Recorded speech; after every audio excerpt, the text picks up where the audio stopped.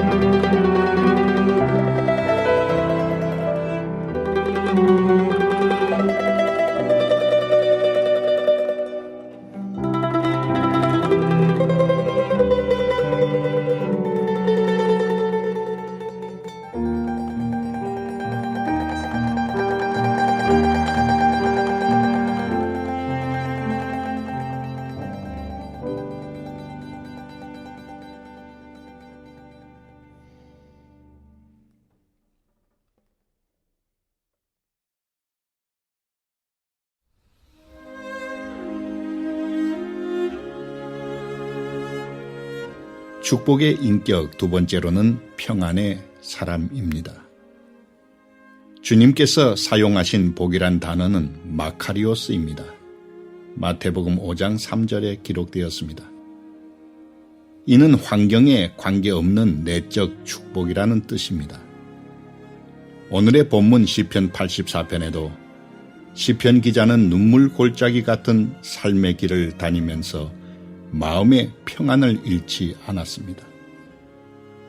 주님께서 주시는 힘을 얻고 마음이 이미 시온의 순례길에 오른 사람은 복이 있습니다. 그들은 눈물 골짜기를 지나갈 때에 샘물이 솟아서 마실 것입니다. 가을비도 샘물을 가득 채울 것입니다. 그들은 힘을 얻고 더 얻으며 올라가서 시온에서 하나님을 우러러 뵐 것입니다. 주 만군의 하나님, 나의 기도를 들어주십시오. 야곱의 하나님, 귀를 기울여 주십시오 하였습니다. 인생의 골짜기, 눈물의 골짜기를 지나가야 할 때 하나님께 기도하면 그곳에 은총의 샘이 솟아나고 하나님의 도우심이 비가 되어 그 샘을 채우게 된다는 참으로 감동적인 약속의 말씀입니다. 환경을 지배하는 마음의 평안, 그것은 하나님을 향한 마음의 길, 곧 기도가 있기 때문이라고 했습니다. 전쟁에 참전했다가 적군의 포로가 된 한 미군 장교의 간증 수기를 본 적이 있습니다. 그분은 빛 한 줄기 들어오지 않는 지하 구덩이 감옥에서 지냈는데 그곳에 있는 동안 불안과 두려움으로 정신장애를 일으킬 상태가 되었답니다. 실제로 함께 수감된 동료들은 노이로제 정신 이상자가 되었습니다. 그러나 그 처지에서도 자신이 건강하게 나올 수 있었던 것은 기도의 능력 때문이라 하였습니다. 그 캄캄한 지하 감옥 속에서 늘 하나님과 대화를 나눌 수 있었고 그럴 때마다 하나님의 평안이 채워졌다고 간증하였습니다. 기도는 시간과 장소를 초월하여 하나님께 소통되는 은혜입니다. 그리스도인의 평안은 환경에 있는 것이 아닙니다. 하나님의 보좌로부터 연결된 기도의 길을 통해서 하나님께로부터 오는 평강입니다.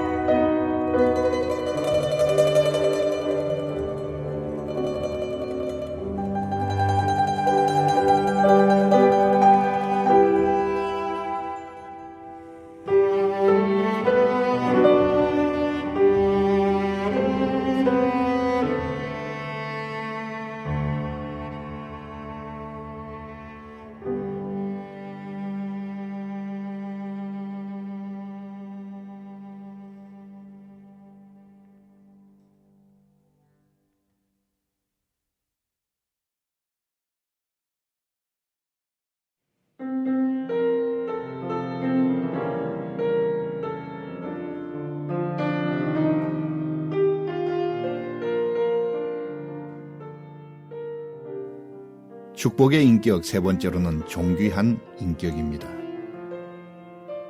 신약 성경에 나오는 복이란 단어 율로게오는 칭찬할 만하다, 존귀케 되다의 뜻을 가지고 있습니다. 이것은 다른 사람의 인정을 받을 뿐 아니라 내 스스로가 갖는 존귀한 자의식이라고 하겠습니다. 오늘의 본문 말씀에도 우리가 존귀한 자의식을 갖게 되는 이유를 영적인 가치관 때문이라고 하셨습니다. 우리 방패이신 하나님, 주님께서 기름 부으신 사람을 돌보아 주십시오. 주님의 집들 안에서 지내는 하루가 다른 곳에서 지내는 첫날보다 낫기에 악인의 장막에 살기보다는 하나님의 집 문지기로 있는 것이 더 좋습니다. 주 하나님은 태양과 방패이시기에 주님께서는 은혜와 영예를 내려주시며 정직한 사람에게 좋은 것을 아낌없이 내려주십니다. 만군의 주님, 주님을 신뢰한 사람에게 복이 있습니다. 오늘의 본문 9절에서 12절 말씀입니다. 거룩히 구별된 마음속에 하나님의 존귀하심이 임하고 그 존귀한 자의식으로부터 하나님의 축복이 모든 삶에 흘러나옵니다. 사랑하는 여러분, 여러분께서는 자신의 존재감을 언제 어디에서 또 무엇으로 인해 갖게 되십니까? 소유나 사람이나 환경이나 성취감과 같은 피조물로 인해서 존재감을 갖습니까? 그렇다면 진정한 존귀의식을 가지신 것이 아닙니다. 어떤 이유 때문에 존재감을 갖게 된다면 그것이 떠나고 또한 사라질 때 당신의 존재감도 사라질 것이기 때문입니다. 어떤 조건 때문에 갖는 상대적 존재감을 버리고 절대적인 존재감을 가지십시오. 다시 말씀드려서 영원히 불변하신 하나님을 마음의 성전에 모시고 변치 않는 존귀의식, 곧 절대적인 존재감을 가짐으로써 축복의 사람이 되십시오. 시편 기자는 오늘의 본문에서 주님의 집들 안에서 지내는 하루가 다른 곳에서 지내는 첫날보다 낫기에 악인의 장막에서 살기보다는 하나님의 집 문지기로 있는 것이 더 좋습니다 하였습니다. 사랑하는 여러분, 우리의 삶과 우리 자신과 우리의 믿음은 하나입니다. 축복의 사람에게서 축복의 삶이 나옵니다. 오늘의 성경 시편 84편 말씀은 우리의 마음이 하나님의 성전이고 하나님의 제단이며 하나님의 집이고 하나님의 궁정이며 하나님의 뜰이라고 하셨습니다. 이런 마음을 가질 때 언제든지 지금도 하나님의 축복이 밖으로 흘러나옵니다. 찬송의 인격, 평안의 인격, 존귀한 인격입니다. 그러므로 축복을 구할 것이 아니라 우리 자신이 바로 축복의 사람임을 선포하십시오. 하나님과 사람과 천사들과 자신에게 스스로 선포하십시오. 나는 축복의 사람이 되었다. 자신이 바로 축복의 사람임을 깨닫고 이제 매일의 생활 속에 하나님의 축복을 공급하십시오. 당신은 이미 축복의 사람입니다.